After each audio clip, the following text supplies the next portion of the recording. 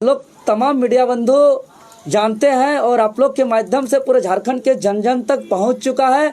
कि पिछले लगातार 9 महीनों जो 3 मौसम बदल गया, तब से हम लोग लगातार कई स्वरूप में हम लोग जो डिजिटली फिजिकली आंदोलन को हम लोग ऐतिहासिक सफल बनाए और लगातार आंदोलन के परिणाम हम लोग पे कई आरोप प्रत्यारोप लगते गया। उसके बाद 9 महीने के बाद अंततः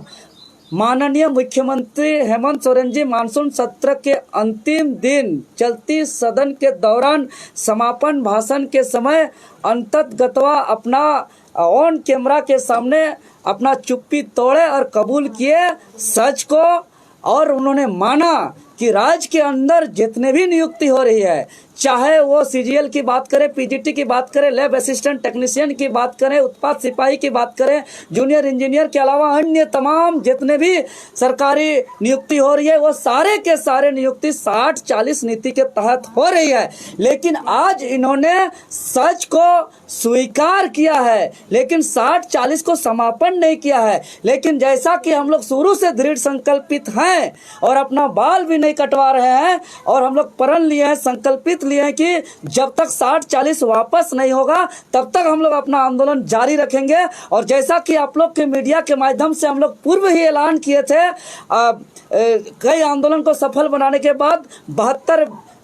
विधायकों का समर्थन प्राप्त दस्तावेज को माननीय स्पीकर महोदय को सौंपते हुए कि इस मानसून सत्र में हम लोग किसी भी प्रकार का कोई बाधा उत्पन्न नहीं करेंगे। इस मानसून सत्र पे हम लोग जो है कि धैर्यता और अनुशासन का पालन देंगे। चूंकि 72 विधायक समेत 42 का सत्ता पक्ष का विधायक लिख के दे ही दिया है, तो कानून तो बनना तय है। लेकिन दुर्भाग्य हम लोग फिर निराश हुए और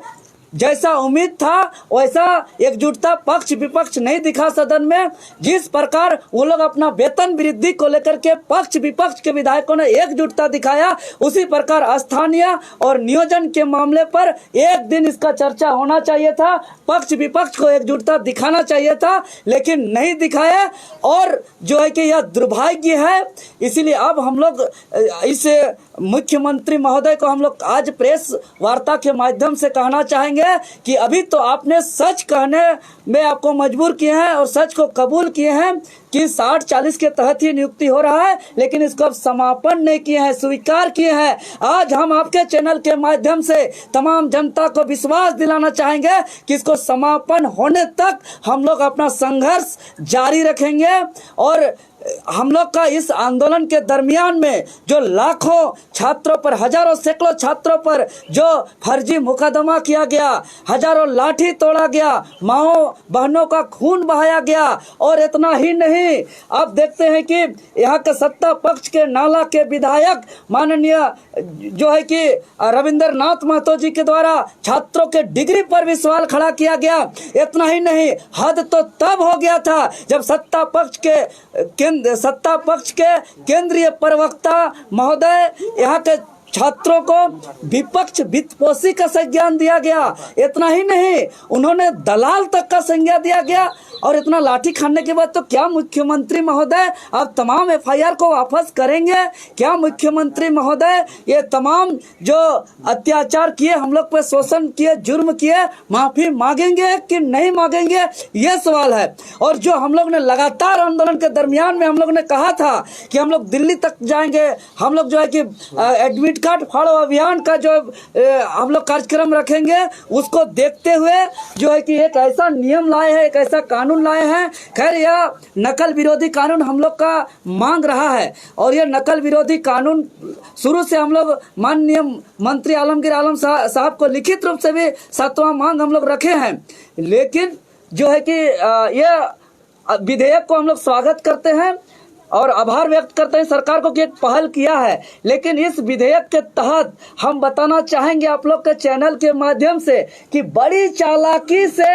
ऐसा प्रावधान किया गया है कि जिस प्रकार अभी हम लोग आंदोलन कर रहे हैं, जिस प्रकार छात्र गलत का आवाज उठा रहे हैं, मीडिया चैनल प्रसारण कर रहे हैं, पुलिस प्रशासन भी जो है कि सही का साथ मजबूरन दे रहे हैं, इस विधेयक के तहत आने वाले दिनों पे कुछ ऐसा नहीं होगा, ऐसा प्रावधान किया गया है, जो मैं विस्तार से थोड़ा बहुत बताना चाहेंगे आप लोग के चैनल के माध्यम से। 17 पेज का जो यह विधेयक है, इस विधेयक का पेज नंबर 2 का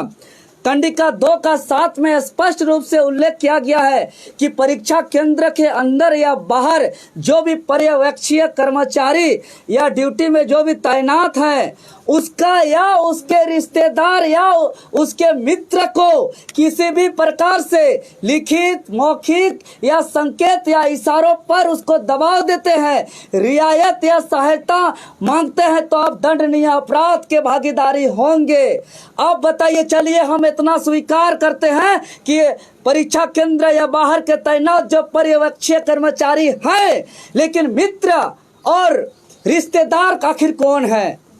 आखिर क्या काम होगा उनका वहां? यही ना जो हम लोग इससे पूर्व देख चुके हैं, जूनियर इंजीनियर की परीक्षा में या जेपीएससी में सामने से जो आंदोलन का उजागर भी किए हैं कि वहां बहुत ऐसे लोग होते हैं, असामाजिक लोग, जो question setting, getting question leak जो है कि तरह तरह का धांधली का काम करते हैं। वो लोग कहीं न कहीं उन लोग को बचाने के लिए मित्र और रिश्तेदार का बचाव का या इसमें प्रावधान किया गया है। तो इसमें हम दावे के साथ कह सकते हैं कि इसको संशोधन नहीं किया जाएगा तो आने वाले दिनों पे जो गड़बड़ी कर रहे हैं उसको जो है कि कानून के तहत संरक्षण मिलेगा। अगर इसी विधेयक का पेज नंबर 6 का कंडिका 11 का 2 का हम बात करेंगे तो स्पष्ट रूप से लिखा हुआ है कि परीक्षा और परीक्षाओं से संबंधित प्रश्न पत्र और उत्तर पत्रों से संबंधित कोई भी अगर आप सवाल खड़ा करते हैं तो उसको प्रसारित करने वाले संस्था, प्रबंधन संस्था या कोई भी मीडिया संस्था उसको आवाज उठाते हैं तो वो दंडनीय के भागीदारी होंगे, स्वयं दंडनीय के भागीदारी होंगे। अब बताइए, हम परीक्षा लिखेंगे, मान लिया हम इतिहास के छात्र हैं और हम वहां देख रहे हैं कि मेरा 6 क्वेश्चन अंदर में गलत था, उसको बाहर आके हम बोल नहीं सकते हैं। अगर हम बोल सकते हैं, अगर सिद्ध करने वाला आयोग, सिद्ध करने वाला सत्ता में बैठे जो है कि मठाधीश लोग अगर मेरा आरोप को गलत साबित करेंगे और मेरे ऊपर आरोप दाखिल होगा तो पेज नंबर 8 का कंडिका 13(1) के तहत स्पष्ट रूप से लिखा हुआ है कि जो भी परीक्षार्थी के ऊपर अगर इस अधिनियम के अंतर्गत आते हैं और उस पर जो है कि आरोप दाखिल होता है तो आरोप दाखिल होने के तिथि से 2 से 5 साल तक जो है कि उसको कोई भी प्रतियोगी परीक्षा में बैठने से वंचित कर दिया जाएगा। अगर आरोप सही साबित होता है तो 10 साल तक कोई भी प्रतियोगी परीक्षाओं से बैठने से वंचित कर दिया जाएगा। और अगर वही छात्र पुनः दूसरा परीक्षा में उसके ऊपर आरोप पत्र दाखिल होता है तो 10 साल तक जो है कि उसको जो है कि कोई भी प्रतियोगी परीक्षा में बैठने नहीं दिया जाएगा। और अगर वह सिद्ध होता है तो उसको आजीवन उसको किसी भी प्रकार का परीक्षा में बैठने नहीं दिया जाएगा। और जिसके ऊपर इस अधिनियम के तहत जो दोषीदार होंगे उस पर FIR करने के लिए, प्राथमिकी दर्ज करने के लिए किसी भी प्रकार का कोई भी जो है कि जांच की आवश्यकता नहीं होगी। यह इस अधिनियम पे साफ साफ लिखा हुआ है 23 का 1 का क और ख में, जिसका पेज नंबर 12 में उल्लेख है। और किसी को भी गिरफ्तार करने के लिए कोई भी वरीय अधिकारी का, कोई भी अन्वेषक अधिकारी का अनुमोदन की जरूरत नहीं है। अगर हम ये तमाम बिंदुओं पर अगर संशोधन नहीं कराते हैं तो आने वाले दिनों पे यह विधेयक जो दलील दिया जा रहा है कि यह भर्ती में अनुचित साधनों का रोकथाम और निवारण के उद्देश्य से लाया गया है, यह कहीं न कहीं आने वाले दिनों पे युवा विरोधी विधेयक साबित होगा, छात्र विरोधी साबित होगा और लोकतंत्र विरोधी भी साबित होगा। क्योंकि लोकतंत्र अगर खड़ा हुआ है तो 4 स्तंभ पे खड़ा हुआ है, जिसका एक महत्वपूर्ण स्तंभ जो है कि मीडिया है। और उस मीडिया के भी प्रसारित करने वाले अधिकार को भी इसमें हनन किया जा रहा है। उसको 10 करोड़ तक का जुर्माना का प्रावधान किया गया है। यह बहुत गंभीर मामला है। इस तमाम चीजों को लेकर के हम लोग जो है कि आगे आंदोलन को बुलंद करने के लिए 8 अगस्त यानी झारखंड आंदोलन के मसीहा निर्मल दा के पुण्य तिथि के अवसर पर अपने तमाम आवाजों को बुलंद करते हुए संपूर्ण झारखंड प्रदेश में जो है कि हम लोग अपना प्रतिक्रिया एक्टिविटी करने का काम करेंगे, जिसमें